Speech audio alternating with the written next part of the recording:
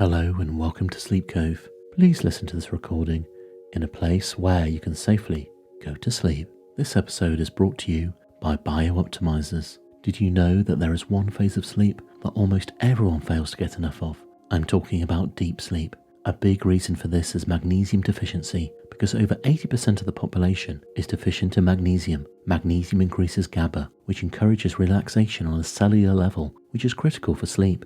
Those with magnesium deficiency usually have higher anxiety and stress levels, which negatively impact sleep as well. There are poorer magnesium supplements that only have 1 to 2 forms of magnesium.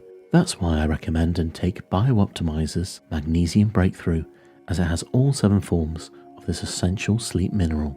Taking this magnesium before bed helps you relax and wake up feeling refreshed and energized, and the deep sleep benefits are really noticeable. You can get 10% off Magnesium Breakthrough at biooptimizers.com/sleepcove. This recording is a continuation of the Norse and Viking myths and legends I've previously read out. These stories include Odin the Wanderer.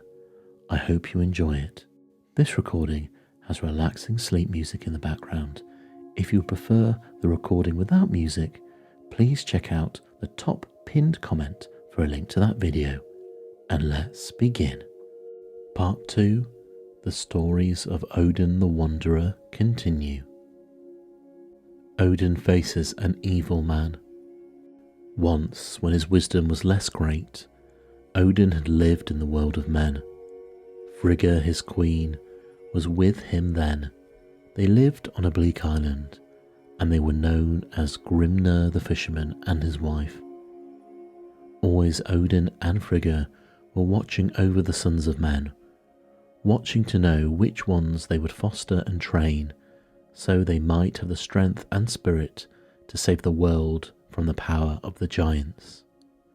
And while they were staying on the bleak island, Odin and Frigga saw the sons of King Haralding, and both thought in them the spirit of the heroes could be fostered.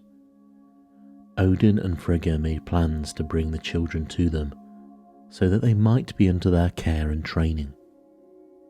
One day the boys went fishing. A storm came and drove their boat on the rocks of the island, where Odin and Frigga lived. They brought them to their hut, and they told them they would care for them and train them over the winter, and that in the spring they would build a boat that would carry them back to their father's country. "We shall see," said Odin to Frigga that night. "We shall see which of the two can be formed into the noblest hero." He said that because Frigga favoured one of the boys and he favoured the other. Frigga thought well of the older boy, Agnar, who had a gentle voice, quiet, and had kindly ways.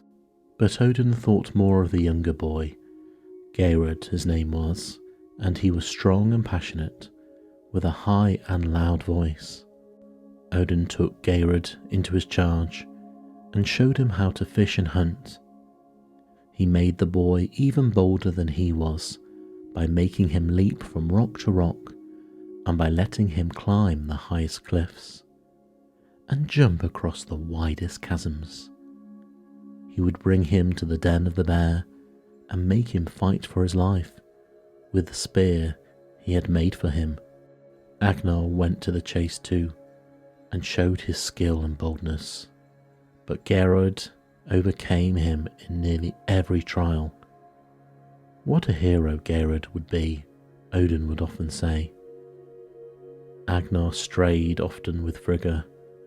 He would stay beside her while she spun, listening to the tales she told and asking such questions as brought him more and more wisdom.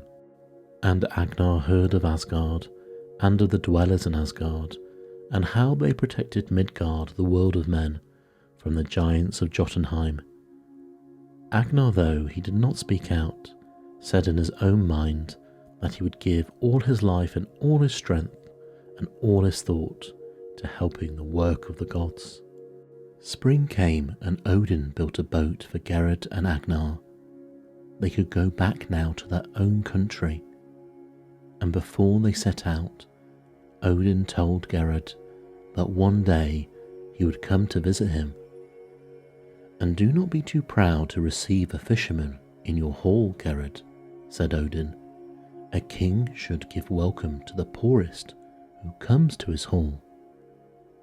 "I will be a hero, no doubt about that," Garrett answered, "and I would be king too, only Agnar Littlegood was born before me."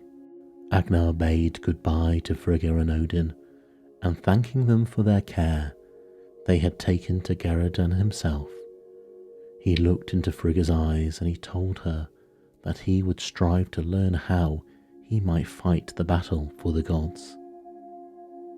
The two went into the boat and they rowed away. They came near to King Haldring's realm. They saw the castle overlooking the sea. Then Garrett did a terrible thing.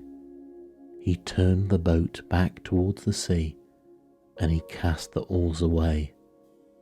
Then, for he was well fit to swim the roughest sea and climb the highest cliffs, he plunged into the water and struck out towards the shore, and Agnar, left without oars, went drifting out to sea.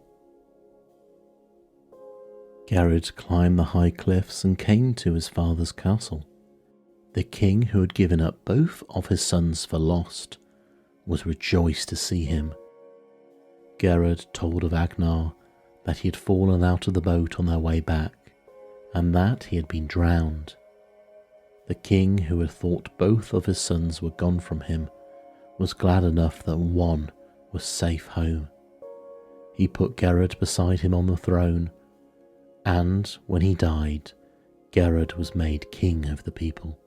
And now Odin, having drunk from Mirmir's well, went through the kingdoms of men, judging kings and simple people according to the wisdom he had gained. He came at last to the kingdom that Garrett ruled over. Odin thought that of all the kings he had judged to be noble, Garrett would assuredly be the noblest. He went to the king's house as a wanderer, blind of one eye, wearing a cloak of dark blue, with a wondrous staff in his hands. As he drew near, the king's horsemen on dark horses came riding behind him. The first of the men did not turn his horse as he came near the wanderer, but rode on, nearly trampling him to the ground. As they came before the king's house, the men of the dark horses shouted for servants. Only one servant was in the stable. He came out and took the horse of the first man.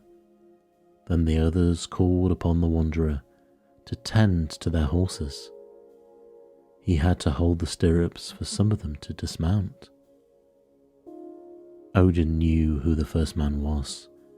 He was Garrett the king, and he knew who the man who had served in the stable was. He was Agnar, Garrett's brother. By the wisdom he had gained, he knew that Agnar had come back to his father's kingdom in the guise of a servant, and he knew that Garrett did not know who the servant was. They went into the stable together. Agnar took bread and broke it and gave some to the wanderer.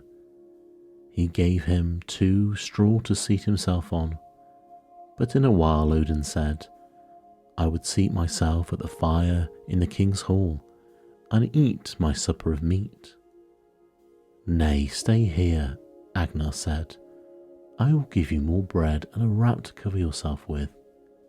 Do not go to the door of the king's house, for the king is angry today, and he might repulse you."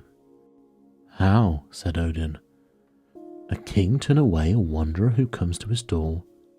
It cannot be that he would do it." "Today he is angry," Agnar said.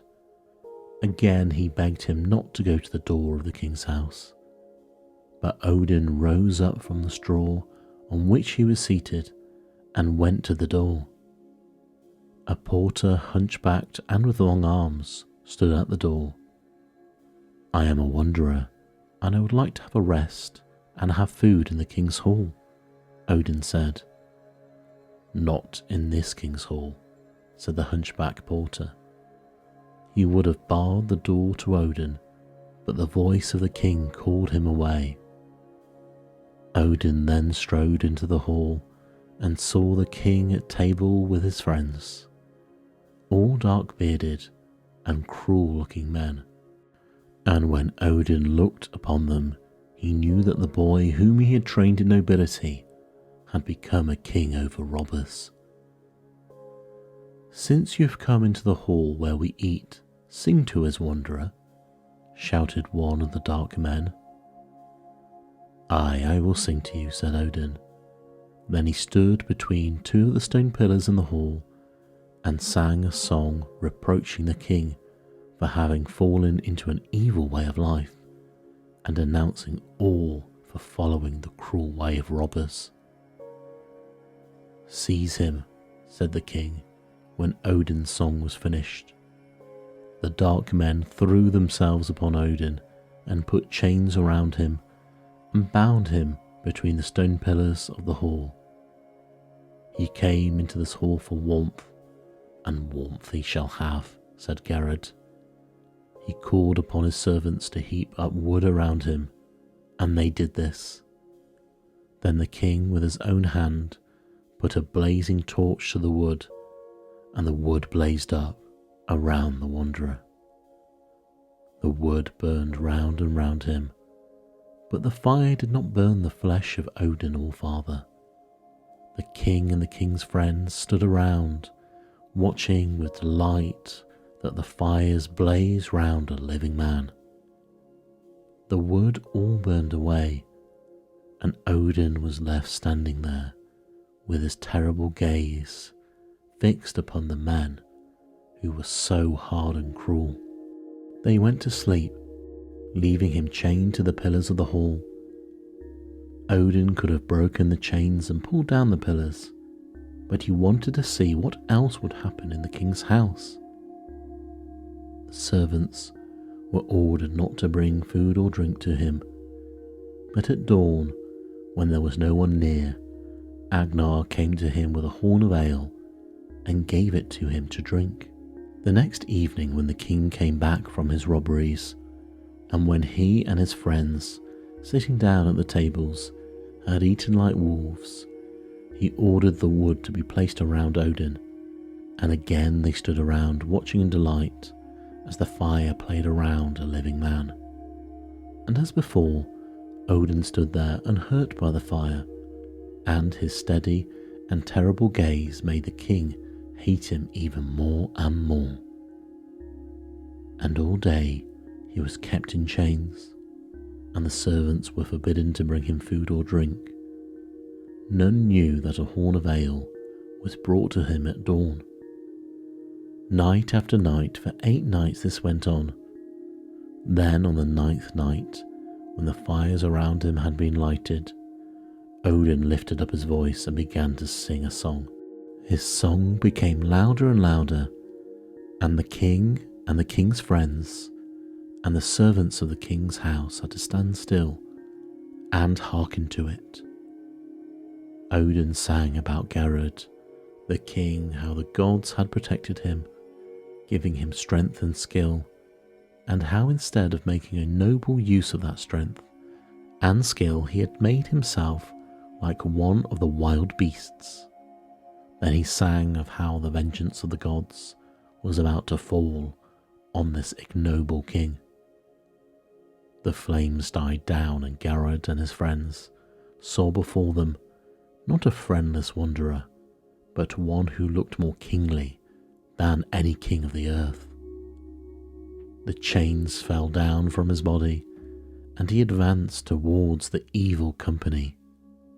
Then Garrett rushed upon him with sword in hand to kill him. The sword struck him, but Odin remained unhurt. Thy life runs out, the gods, they are wroth with thee. Draw near if thou canst, Odin thou shalt see. So Odin sang, and in fear of his terrible gaze, Garrett and his company shrank away, and as they shrank away, they were changed into beasts, into the wolves that range the forests. And Agnar came forward, and him Odin declared to be king. All the folk were glad when Agnar came to rule over them, for they had been oppressed by Garrett in his cruel reign. And Agnar was not only kind, but he was strong and victorious in his rule. Odin wins for men the magic mead. It was the dwarves who brewed the magic mead, and it was the giants who hid it away. But it was Odin who brought it from the place where it was hidden and gave it to the sons of men. Those who drink of the magic mead became very wise, and not only that, but they could put their wisdom into such beautiful words that everyone who heard would love and remember it. The dwarves brewed the magic mead through cruelty and villainy. They made it out of the blood of a man. The man was Kvasir the poet. He had wisdom, and he had such beautiful words with it, that what he said was loved and remembered by all. The dwarfs brought Kvasir down into their caverns, and they killed him there. Now, they said, we have Kvasir's blood and Kvasir's wisdom, but no one else will have his wisdom but us. They poured the blood into 3 jars, and they mixed it with honey, and from it they brewed the magic mead. Having killed a man, the dwarfs became more and more bold. They came out of their caverns and went up and down through Midgard, the world of men. They went into Jotunheim and began to play their evil tricks on the most harmless of the giants. They came upon one giant who was very simple. Gilling was his name. They persuaded Gilling to row them out to sea in a boat. Then the 2 most cunning of the dwarfs, Galar and Filar, steered the boat onto a rock. The boat split. Gilling, who could not swim, was drowned. The dwarfs clambered up on pieces of the boat and came safely ashore. They were so delighted with their evil tricks that they wanted to play some more of them. Galar and Filar then thought of a new piece of mischief they might do. They led their band of dwarfs to Gilling's house and screamed out to his wife that Gilling was dead. The giant's wife began to weep and lament as she rushed out of the house weeping and clapping her hands. Now Galar and Filar had clambered up onto the lintel of the house, and as she came running out, they cast a millstone on her head. It struck her, and Gilling's wife fell down dead. More and more the dwarfs were delighted at the destruction they were making. They were so insolent now that they made up songs and sang them, and the songs were all of a boast of how they killed Kvasir the poet and Gilling the giant and Gilling's wife. They then stayed around Jotunheim, tormenting all whom they were able to torment, and flattering themselves that they were great and strong. They stayed too long, however. Suttung, Gilling's brother, tracked them down and captured them. Suttung was not harmless and simple like Gilling, his brother. He was cunning, and once they were in his hands, the dwarfs had no chance of making an escape. He took them and left them on a rock in the sea, a rock that the tide would cover. The giant stood up in the water taller than the rock, and the tide as it came in did not rise above his knees. He stood there watching the dwarfs as the water rose up round them, and they became more and more terrified. "Oh, take us off this rock, good Suttung," they cried out to him. "Take us off the rock, and we will give you gold and jewels. Take us off the rock, and we will give you a necklace as beautiful as Bringsagerman." So they cried out to him, but the giant only laughed at him. He had no need of gold or jewels. Then Filar and Galar cried out, "Take us off the rock and we'll give you the jars of the magic mead we have brewed." "The magic mead," said Suttung. "This is something that no one else has. It would be well to get it, for it might help us in the battle against the gods. Yes, I will get the magic mead from them." He took the band of dwarves off the rock, but he held Galar and Filar, their chiefs, while the others went into their cabins and brought up the jars of the magic mead. Suttung took the mead and brought it to a cavern in a mountain near his dwelling, and thus it happened that the magic mead, brewed by the dwarfs through cruelty and villainy, came into the hands of the giants. And the story now tells how Odin, the eldest of the gods, at that time in the world as Bedtime the Wanderer, took the magic mead out of Suttung's possession and brought it into the world of men. Now Suttung had a daughter named Gunnlod, and she, by her goodness and her beauty, was like Gerda and Skadi, the giant maids whom the dwellers in Asgard favoured. Suttung thought he might have a guardian for the magic mead, enchanted Gunnlod, turning her from a beautiful giant maiden into a witch with long teeth and sharp nails. He shut her into the cavern where the jars of the magic mead were hidden. Odin heard of the death of Kavasir, who he honoured above all men. The dwarfs who slew him had closed up in their caverns so that they were never again able to come out into the world of men. And then he set out to get the magic mead, that he might give it to men, so that, tasting it, they would have wisdom, and words would be at their command that would make wisdom loved and remembered. How Odin won the magic mead out of the rock-covered cavern where Suttung had hidden it, and how he had broke the enchantment that lay upon Gunnlod, Suttung's daughter, is a story often told around the hearths of men. 9 strong thralls were mowing in a field as a wanderer went by clad in a dark blue cloak and carrying a wanderer's staff in his hand. One of the thralls spoke to the wanderer. "Tell them in the house of Bagi up yonder that I can mow no more until a whetstone to sharpen my scythe is sent to me." "Here is a whetstone," said the wanderer, and he took one from his belt. The thrall who had spoken whetted his scythe with it and began to mow. The grass went down before his scythe as if the wind had cut it. "Give us the whetstone, give us the whetstone," cried the other thralls.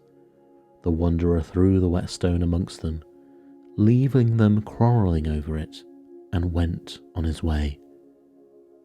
The wanderer came to the house of Bagi, the brother of Suttung. He rested in Bagi's house, and at supper time he was given food at the great table. And while he was eating with the giant, a messenger from the field came in. "Bagi," said the messenger, "your 9 thralls are all dead. They killed each other with their scythes, fighting in the field about a whetstone. There are no thralls now to do your work." "What shall I do? What shall I do?" said Bagi the giant. "My fields will not be mown now, and I shall have no hay to feed my cattle and my horses in the winter." "I might work for you," said the wanderer. "One man's work is no use to me," said the giant. "I must have the work of 9 men." "I shall do the work of 9 men," said the wanderer. "Give me a trial and see." The next day Bedtime the Wanderer went into Bagi's field. He did as much work as the 9 thralls had done in a day. "Stay with me for the season," said Balgi, I shall give you a full reward. So Bedtime stayed at the giant's house and worked in the giant's fields, and when all the work of the season was done, Balgi said to him, Speak now and tell me what reward I am to give to you. The only reward I shall ask of you, said Bedtime, is a draught of the magic mead. The magic mead? Said Balgi. I do not know where it is or how to get it. Your brother Sutung has it. Go to him and claim a draught of the magic mead for me. Balgi went to Sutung, but when he heard what he had come for, the giant Sutung turned on his brother in a rage. A draught of the magic mead, he said. To no one will I give a draught of the magic mead. I have not enchanted my daughter, Gunnlod, so that she may watch over it. And you tell me that a wanderer who has done the work of 9 men for you asks a draught of the magic mead for his fee? O giant, as foolish as Jilling. An oath of a giant. Who could have done such work for you, and who would demand such a fee from you? But one of our enemies, the Azir. Go from me now and never come to me again with talk of the magic mead. Balgi went to his house and told the wanderer that Sutung would yield none of the magic mead. I hold you to your bargain, said Bedtime the wanderer, and you will have to get me that fee I asked. Come with me now and help me to get it. He made Balgi bring him to the place where the magic mead was hidden. The place was a cavern in the mountain. In front of that cavern was a great mass of stone. We cannot move that stone, nor get through it, said Balgi. I cannot help you with your fee. The wanderer drew an auger from his belt. This will bore through the rock if there is strength behind it. You have the strength, giant. Begin now and bore. Balgi took the auger in his hands and bored with all his strength, and the wanderer stood by leaning on his staff, calm and majestic, in his cloak of blue. I have made a deep, deep hole. It goes through the rock, Balgi said at last. The wanderer went to the hole and blew into it. The dust of the rock flew back into their faces. So that is your boasted strength, giant, he said. You have not bored halfway through the rock. Work again. Then Balgi took the auger again, and he bored deeper and deeper into the rock, and he blew into it, and lo, his breath went through. Then he looked at the wanderer to see what he would do. His eyes had become fierce, and he held the auger in his hands as if it was a stabbing knife. Look at the head of the rock, said the wanderer. As Balgi looked up, the wanderer changed himself into a snake and glided into the hole in the rock. And Balgi struck at him with the auger, hoping to kill him, but the snake slipped through. Behind the mighty rock, there was a hollow place all lighted up by the shining crystals in the rock. And within the hollow place, there was an ill-looking witch with long teeth and sharp nails. But she sat there rocking herself and letting tears fall from her eyes. O youth and beauty, she sang, O sight of men and women, sad, sad for me it is that you will shut away, and that I have only this closed-in cavern and this horrible form. A snake glided across the floor. Oh, that you were deadly, and that you might slay me, cried the witch. The snake glided past her. Then she heard a voice softly speak, Gunnlod, Gunnlod. She looked around, and there, standing behind her, was a majestic man, clad in a cloak of dark blue, Odin, the eldest of the gods. You must have come to take the magic mead that my father has set me here to guard, she cried. You shall not have it. Rather shall I spill it out on the thirsty earth of the cavern. Gunlod, he said, and he came to her.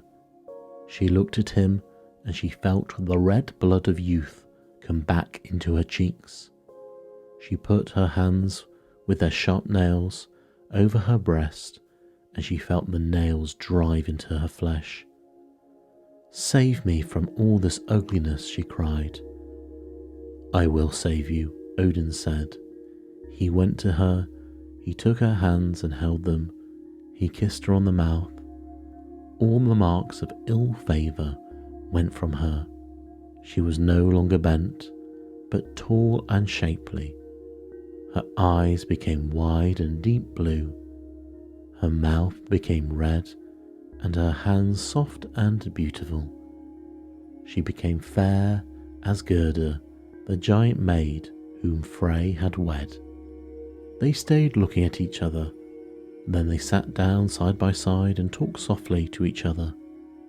Odin, the eldest of the gods, and Gunlod, the beautiful giant maiden. She gave him the 3 jars of the magic mead, and she told him she would go out of the cabin with him. 3 days passed, and still they were together.